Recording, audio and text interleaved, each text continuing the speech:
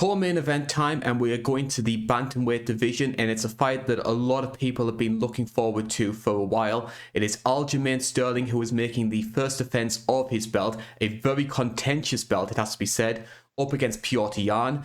Now, I've been doing a little bit of research. Obviously, this is a rematch from their first bout at UFC 259. Now, I have got myself a few bit of stats in regards to this fight. Now, at UFC 259, Aljamain Sterling was a plus 125 underdog up against Petr Yan, who you could get at minus 145. Going into this fight, that is expanded, and you can get Petr Yan at minus 500, Aljamain Sterling plus 350. When it comes to the INC poll, it's even more extreme. Petr Yan was predicted to win the fight 53% to Aljo's 47%. This time around, Petr Yan 88%, Aljamain Sterling 12%.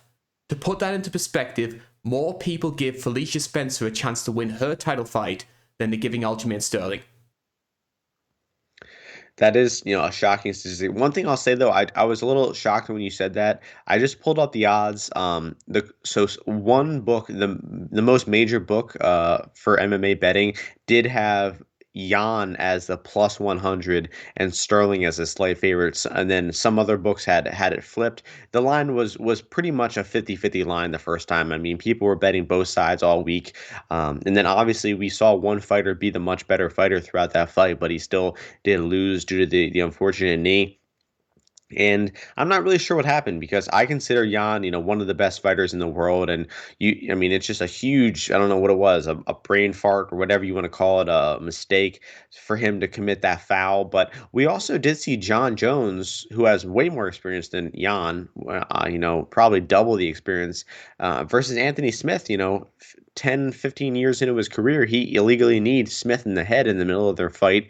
I don't know. I mean, none of us are pro MMA fighters in the midst of a back and forth fight, and we don't know what's running through your head. But definitely a head scratching moment for Yan to commit such a blatant foul like that. So, very interesting moment. Obviously, Aljo was flopping around on the ground.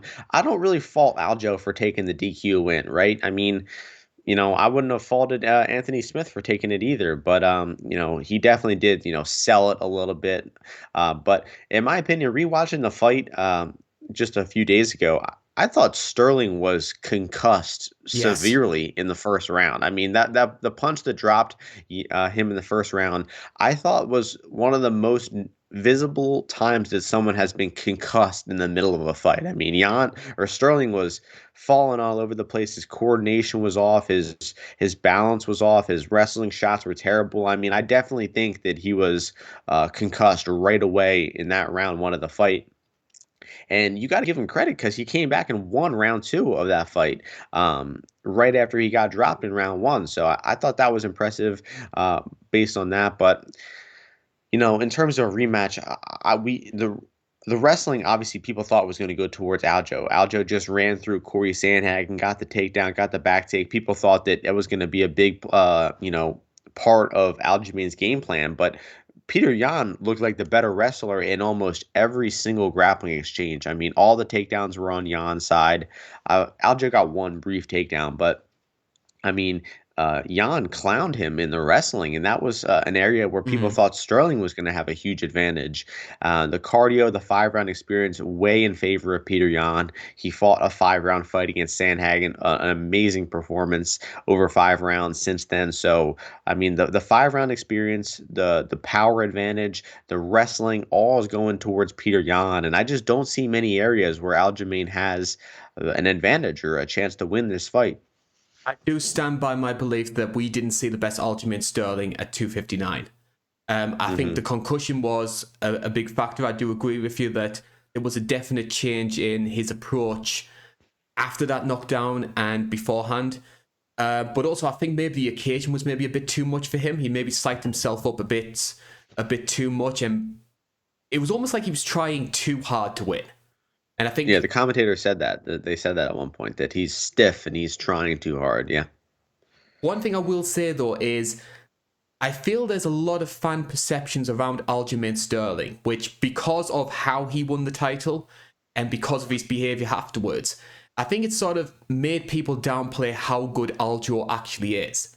Like, The narrative of the fight has gone from being Aljo is second best to Petr Yan, which he was, and now it's become Aljo is one of the worst champions in UFC history, shouldn't even be part of the promotion. I think there's been a real extreme backlash against him, which I feel is very harsh, because look at the guys that Aljo beat on his way to the title shot. Brett Johns, Cody Stamann, Jimmy Rivera, Pedro Munoz, first man to submit Corey Sandhagen. That is a good run of contenders.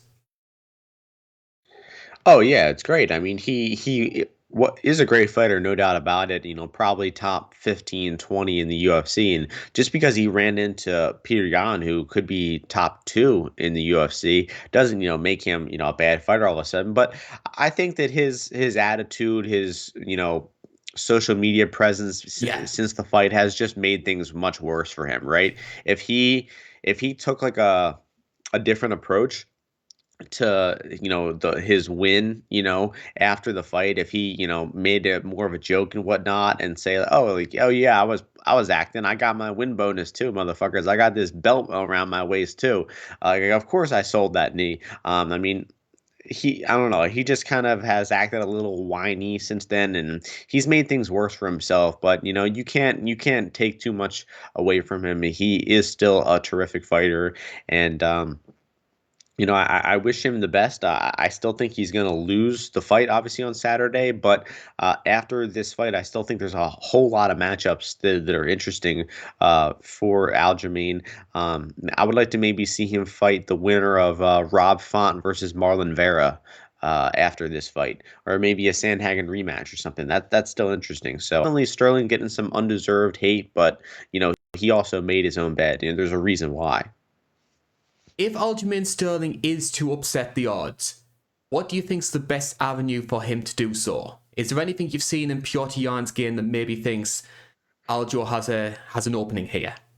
Well, I would say he did get a little bit close with a flying knee in the first round or two of the fight, so maybe outside of like a crazy flying knee knockout, the area where he has an advantage over Yan is by throwing more strikes per round. I'd say that's his biggest advantage in the fight, is that he does throw more volume. He comes out aggressive, throwing a high tempo of strikes, but the counterpart to that is that all of those strikes pumping out are going to give Petr Yan opportunities to counter, to Yes. make reads, to find harder shots, and that's what we saw in round one of the first fight. Is initially Sterling was having success, he was pressuring, he was landing some body kicks, he was making Yan a little uncomfortable early on, but the first time Yan made a good read and sat down on that right hand, it sent Aljamain, flying through the air onto his ass.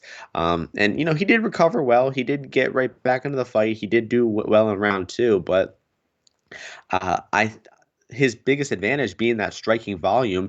It's so hard to leverage that to win multiple rounds when he's at a power disadvantage, when Yan is just a much harder hitter, and all that volume, all those strikes is just going to give more time for Yan to find that counter, to sit down on that punch, and to inevitably hurt Sterling at some point in this fight.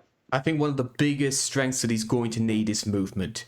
Because if you look at the people who have had success against Petr Yan, they've all been guys who are very active. We saw that with Corey Sandhagen in round one. Jimmy Rivera had a lot of success in the first two rounds.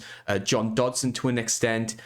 I just don't think that Aljo has that sort of fighting style to be able to do that, and especially not over 5 rounds, because his cardio was shot by the end of that 4th round in the first fight. Yeah, or even the third round, honestly, I think was pretty. He was pretty tired. But one thing he could do is abandon the takedown attempts, right? I mean, that was obviously a big part of his game plan in the first fight. It didn't go well for him at all. So this fight, you got to think that he's gonna shoot less takedowns, right? I mean, if he shot 17 takedowns, I think was the number. I'm not sure that number is completely accurate. That's what the stats say. But if he shot that many takedowns and only got 10 seconds worth of control time, he wasted a whole lot of energy that he could, maybe use for other purposes. My, advice for him would be to not constantly pressure Jan. He doesn't need to pressure him every second of the fight. He should, pressure a little bit, throw his body kicks, land those long strikes of his, and then back up a little, and then let Jan come to him. He doesn't need to be in Jan's face for the full 25 minutes, because that's when Jan's going to really figure out those counters. But if he uses the big cage, he uses his movement, he lands those long strikes of his with his length, and then he backs up a little and makes Jan come to him, that could be a better strategy for him, because I just think if he constantly is pressuring Jan, it's going to make Jan more urgent to sit down on some strikes and hurt Sterling with those punches. But with the 5 round experience advantage, with the body punching of Petr Yan, the way he rips to the body with all of his strikes, I just think it's going to be hard for Sterling to have much of a chance in rounds 4 and 5. I think those championship rounds favor Jan so heavily. You saw him pick it up the tempo every round versus Corey Sandhagen, and the guy has just really mastered the 5 round fight. I think he and Volkanovski, who we're going to talk about next, have just done such a masterful job at tuning their bodies and their fighting styles over that 5 rounds, that it's just very, very hard for him to very hard for anybody to beat him. So I think Sterling will get out to an early start, and a good start like he did in the last fight. And then inevitably, Jan's going to start to take over in the second, third, fourth round and just run away with it like he did in the first fight.